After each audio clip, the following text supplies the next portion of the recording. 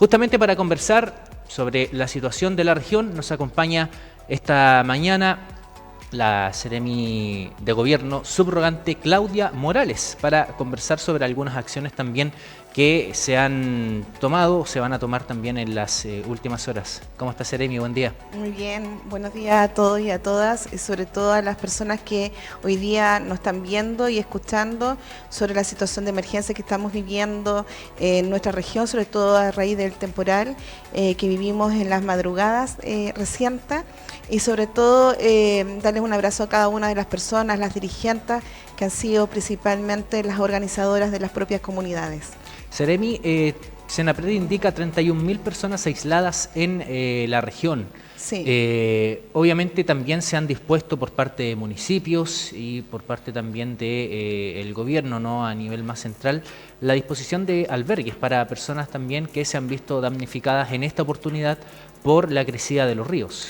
Exactamente, bueno, hay alrededor de 48 albergues disponibles, pero de las cuales 37 están sido ocupadas por albergados y albergadas, que quiere decir que van a pernoctar, pueden ser alrededor de entre 24 a 48 horas, principalmente son escuelas, y por esto mismo se ha decidido cada comuna poder suspender las clases en algunos establecimientos educacionales, pero también considerando que en el estado de excepción que nosotros nos encontramos, hoy en día lo más importante es resguardar las vidas de las personas, y la evacuación fue uno de los principales motivos de las personas que se encuentran hoy día albergadas.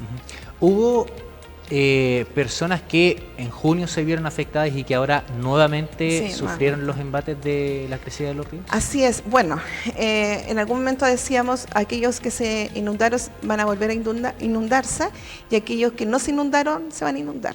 Y es principalmente aquellas poblaciones que se encuentran cercanas a los ríos, a las riberas de río, a todo lo que significa también los canales de regadío, y la cual obviamente a raíz de la lluvia intensa fueron desbordados, y no pudieron, obviamente es imposible ante la naturaleza el poder predecir en la magnitud hasta cuando nosotros empezamos a vivir. Pero imagínense que hubieron alrededor de 52 alertas SAE, que eso significa en todos aquellos que están cercanos a los ríos principalmente. Seremi, durante la jornada de ayer y parte también de la noche del domingo, se mostró cómo finalmente lo que es el acceso al sector precordillerano de Linares, que es el puente Tres Arcos, fue obviamente derrumbado producto de obviamente la presión del agua. ¿En qué momento comienzan estas familias a tener ya un poco de certeza respecto a tener este finalmente puente nuevamente operativo, considerando que todavía las lluvias se van a mantener? Exacto. Bueno, en primera instancia tenemos que esperar que las lluvias paren para que puedan los equipos de emergencia y los equipos que están relacionados con poder mejorar las condiciones de los puentes puedan trabajar, porque ahí es importante también resguardar las vidas de las personas que trabajan en esas áreas.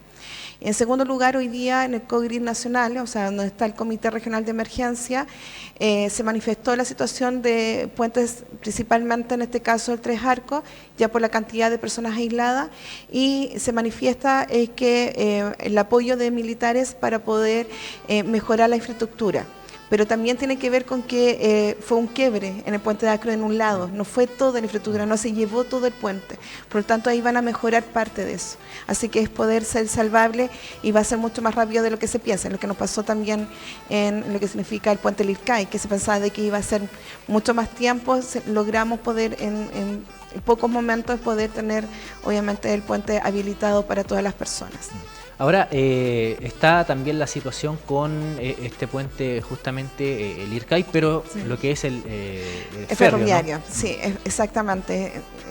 Fue un tema que tiene que ver con la fuerza del agua. Es imposible que la fuerza del agua no se lleve en gran parte de la infraestructura. Y que más aún crecimiento, incluso en algún momento creímos que se iba a cortar la 5 Sur, producto de que el agua iba a pasar por sobre en la 5 Sur. Exactamente, eso vamos a tener que, yo creo que hace un poquito más tiempo en la infraestructura, habíamos logrado en poco tiempo tener la infraestructura de los trenes, que es un tema muy importante para nuestro gobierno, pero sin embargo también hay otros, que son socavones que ocurren propios de la fuerza del agua. Seremi, bueno, En la situación anterior el gobierno se movilizó, obviamente también, y se anunció, ¿no?, lo que era la ficha FIBE. Sí, ficha de emergencia. Se habían comenzado a pagar, habían algunos procesos que también se estaban llevando a cabo de recolección todavía en el sector precordillerano principalmente. Ayer en la visita del presidente Boric dio una noticia relativamente buena para los agricultores, que se esperan entregar al menos un bono de 5 millones de pesos. Sí, bueno, hay dos áreas importantes a decir.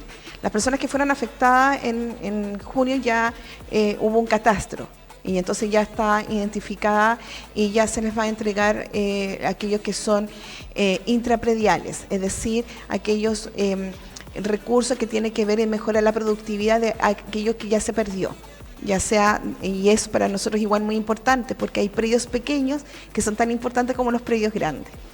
Y en el caso de los pequeños agricultores también el sistema de riego, que eso también, entonces aumenta, fueron alrededor de 2.500 millones que tiene que ver en toda la región, pero principalmente está focalizado en Linares, en todo lo que significa en la precordillera y focalizado también en Romeral y en otras comunas como Licantén, Sagrada Familia, que los predios fueron absolutamente anegados, como Curepto también. Entonces, en ese marco hay un aumento de recursos, porque desgraciadamente, bueno, esos recursos van a doblegarse para poder justamente asegurar también de la alimentación, porque más que mal, si nosotros nos aseguramos que haya cultivos, eso implica reducción de las mismas alimentaciones que propias del verano. Y ahí es donde puede aumentar los precios. Entonces lo ideal es que hagamos el gran esfuerzo de las transferencias de recursos, que en el fondo implica en no disminuir la cantidad de productos disponibles, la oferta disponible en el mercado. Ahora, con respecto ya a las personas afectadas, como fue en aquella oportunidad el bono de hasta 1.500.000 pesos, ¿qué va a suceder en esta oportunidad? ¿Hay algún tipo de anuncio? Sí, ¿Se está pensando, trabajando? Absolutamente. Desde ya hay dos características. Primero, es la recuperación de enseres y de infraestructura, que eso implica la ficha de emergencia, y en segunda instancia lo que es la ficha de vivienda. Es decir, son dos ámbitos distintos. Yeah. Mientras el agua en la casa, pierdo todos los enseres dentro de la casa y eso implica ya un bono, que eso se aplica en la ficha de emergencia.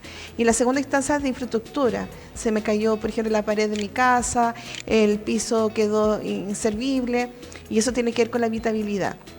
Y en tercera instancia, luego posteriormente está la parte productiva, que es tan importante, que es el catastro, de aquellas personas que perdieron, por ejemplo, sus negocios, producto del agua, incluso el tema que tiene que ver con ribera, tiene que ver con turismo. Entonces, eso también está involucrado. Entonces, la Seremi de Economía, como la Seremi de Agricultura, tienen que hacer los catastros respectivos, ya sea relacionado con Cercote y con Corfo, y en el caso de Agricultura con INDAP, que es a través de los prodesales.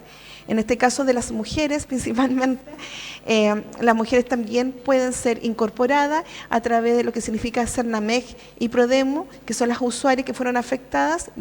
Nosotros ya visibilizamos su situación y además aquellos que no son prodesales, que eso también es importante porque en la vez anterior se incorporaron los que no son prodesales y son principalmente mujeres.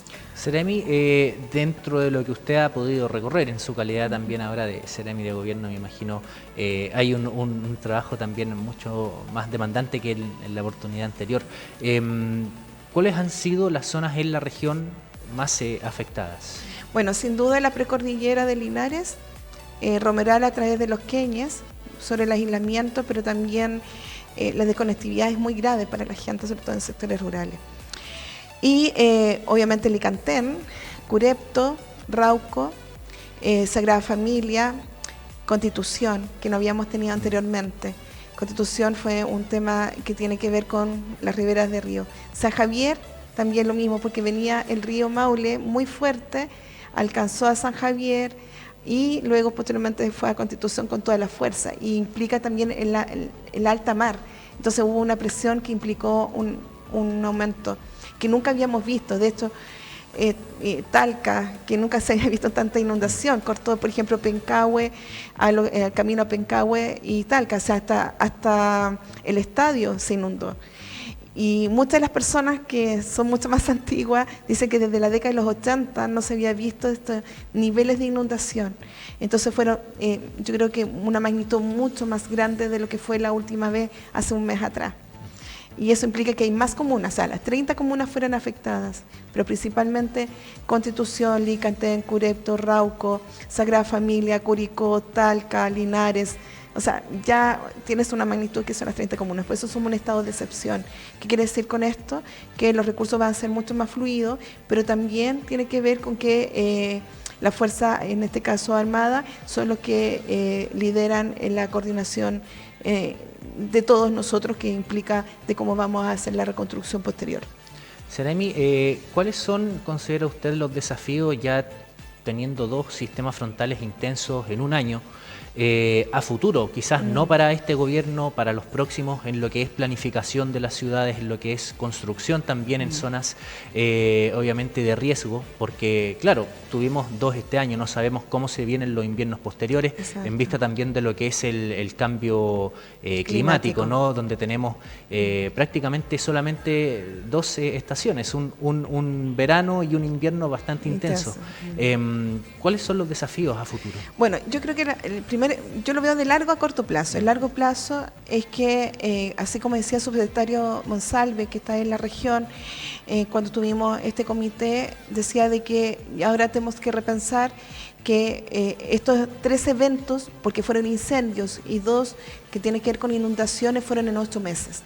Tenemos que repensar ahora que esto va a volver a suceder y vamos a tener que pensar que va a ser en las mismas comunas, en los mismos sectores. Entonces, ¿qué hay que repensar? En los ríos, en los caudales, en los embalses. Tenemos que pensar en que el cambio climático es real ahora en la vida cotidiana de nuestras vidas. Y eso significa que la articulación de emergencia tiene que ser mucho más efectiva desde las comunas hacia la región. Lo digo porque nos falta competencia para enfrentar la emergencia, sobre todo considerando qué información entregar, qué es lo que tengo que hacer, pero qué planificación y planes reguladores debo hacer en los municipios.